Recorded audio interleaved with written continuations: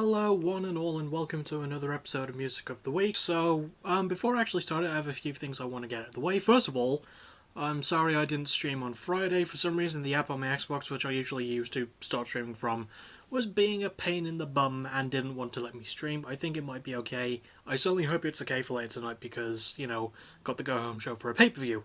So, there's that. And there's also two albums that I'm not going to be covering in this video. One is Terror's new album, Trapped in a World, because that's just redone versions of old songs and I don't count that. I did listen to the album and thought it was good, but when I realised it was just old songs redone, I was like, yeah, that don't count.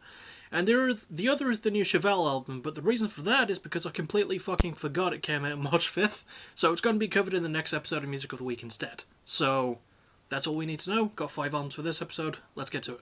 And we start with one of the biggest releases of the year, A Day to Remember's new album, You're Welcome. So, this is their first in about 5 years, and their first sort of like with a new label after the whole Victory thing fell out of hands.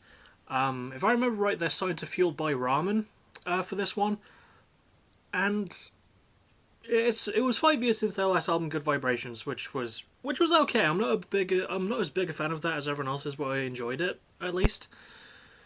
This I can't really say as much for. Now, a lot of people have been giving it a lot of flack and hating it more than it needs to be. I'm giving it a C.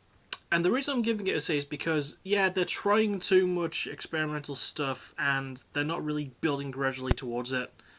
But they're at least trying to have fun, you know? I mean, yeah, they sound old because they've gotten older. They've been at this for a long time, so if you're expecting them to sing about the same bullshit, then don't. I don't mind the more poppy elements or even the more indie rock stuff that they try. The production does a good enough job of trying to tie it all together. The band at least try, you know? I mean, it's not the monster that everyone else is claiming it to be, but it's also far from perfect because there's just no sense of cohesion to it. And there are a lot of bits that could have been trimmed off, in my opinion, but for what it is, for a band like A Day to Remember taking a risk this big, considering that their signature style is already quite risky, I've got to applaud them, at least, so, see.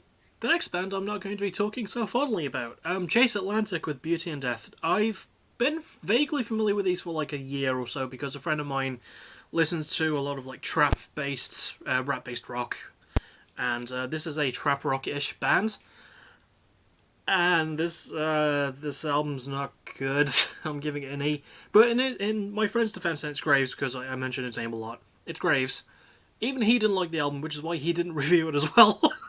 So, yeah, I reviewed it, and and much like I'm reviewing it for this video, and I'm giving it an E, because there's just nothing there. The lyrics are terrible. They try way too hard to be sincere, but they just come off as bad. The production is awful, the performances are just so boring and tired, and God, this thing drags for an album that's actually quite short. So, yeah, E. I want to move on now because it's all good shit from here on out, but we had to get through a meh album and a really bad album first. So, here we go.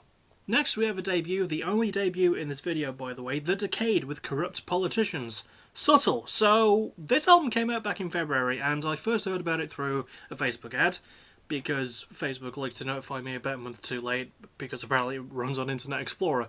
So, yeah, but this really solid punk rock, sort of like with a bit of Chicago hardcore thrash metal thrown in, and I'm giving it an A. I fucking enjoyed this. I was not expecting to like it this much, because I was thinking, yeah, debut punk rock album, it's got to be good but not outstanding, but this was really outstanding. Really great cover too. I mean, I've shown it already, but yeah, it's a really good cover. Yeah, there was just so much I enjoyed about this, especially considering how well it encapsulates all the shit that everyone went through in 2020. There's songs about, like, obviously corrupt politicians. I'm sure there's some stuff about Trump in there. There's stuff about Black Lives Matter. There's stuff about, abuse, I guess, abuse of power. And it all works really well, so yeah, if you're into that solar punk rock, this'll suit you. This'll suit you well. Next is the only band on this list to not be from a naturally English-speaking country, Dream Shade, who are from Switzerland, with their new album, A Pale Blue Dot. I believe this is their 4th or 5th outing. They're a melodic metalcore band, and they employ a really heavy use of keyboards and synths, which normally would put people off, but I actually really enjoy the melody. So and a lot of other stuff about the album too.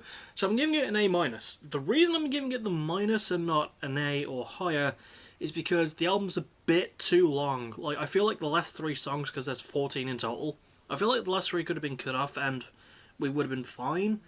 It also doesn't feel like it reaches a satisfying ending by the end, but the ride to it is really fucking fun. The band sound like they're having a great time. There's some really good use of the guest spots as well. There's not a lot, but when they're there, you really notice them. And God, the band just sound like they're naturally good at this stuff. You know, it's really good melody in metal, which you don't really get in a lot of modern-day metalcore, and the keyboard is just... look, the keyboard synth wave work is amazing on this album. Obviously, you know, the riffs and drumming and screams are really good too. There's some pretty deep lyrical content about existentialism, which is one of the album's themes, because Pale Blue Dot refers to a thing Carl Sagan said once about where the Earth is in the solar system and how we're not the biggest thing in the galaxy. You know, I'm no, like, space science guy, but I know that much at least, and it is a good theme to draw on for an album with this title, and it's a really good album, so give it a spin. And finally, we have probably one of the other more anticipated releases I've covered for a Music of the Week episode, Tiger's Jaw with I Won't Care How You Remember Me. So, Tiger's Jaw have been around for a long time. This is their 6th album, I think, or 5th. Maybe 6th? I'm gonna go with 6th. They've been around for a while. They're a really charming indie rock, pop punk act, and this album doesn't last long, but I really enjoyed it. I'm giving it a B+. I feel like, I know, it just focuses on one sound, but that's a really fun sound, and it just carries through the album wonderfully. There's some pretty good lyrics on it. The production is handled quite well. It's released through Hopeless Records, which is always a really reliable label for this style of pop punk, so yeah. Oh, I forgot to mention, I fucking love the chemistry between the 2 vocalists of this band. There's a male one and female one. I know the female one's name is Brianna. I think the male one's name is Ben. I could be wrong about that, but they play off of each other so well throughout this album, and you really get that sense of it when you listen to it. So, yeah, I really enjoyed that, and I really enjoyed this entire album. And yeah, okay, it doesn't get an A grade, but I still recommend you give this a spin if you're just looking for something short, sweet, and really fun and enjoyable. So that will about do it for this episode of Music of the Week. Yeah, mostly good stuff, and also Chase Atlantic's new album that was here as well. Thank you for stopping by. I really hope I don't wind up listening to you again, or if I do, that your next album is, you know, good. So, the next thing you'll see before will be tonight, PBW versus AVW stream. The Go Home show for Reverence, which will be on this Friday in Detroit, Michigan, from the safety of my bedroom here in the West Midlands. And I'll see you all most likely for that. I don't have any other videos planned. I would try and get a game review done, but I kind of want to save it for next week. It's still going to be Just Cause 4. So, yeah, I've delayed that way too much, but I just want to get it done next week when I've got a bit more freedom, I guess you could say. Even though I don't really do anything, so maybe I'm just talking bollocks. I don't know. All I know is that it's time to end this video, so hopefully I'll see you tonight, and as always, thank you for watching, you're awesome. Bye bye.